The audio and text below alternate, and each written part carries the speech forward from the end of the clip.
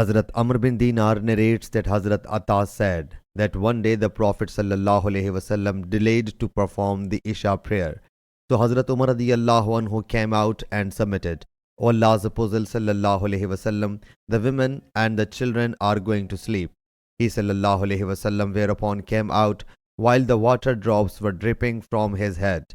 And he ﷺ then said, if I had not considered it bothersome for my ummah or the people, Sufyan the transmitter has said the same, for my ummah, I would have commanded to perform the prayer right at this time.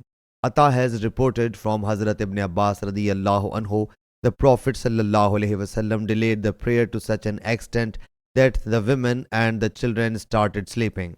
He ﷺ then came out whipping water from his temples and saying, time is this, if I had not consideration for the trouble of my ummah. Amr bin Dinar has reported from Atta, but Hazrat Ibn Abbas radiyallahu anhu is not included in this authority. So Amr bin Dinar said water drops were dripping from his head. Ibn Jurayj states that he was whipping the water from his temples. Amr narrates, if I had not considered it bothersome for my ummah. Ibn Jurayj narrates, time is this, and if I had no consideration for the trouble of my ummah.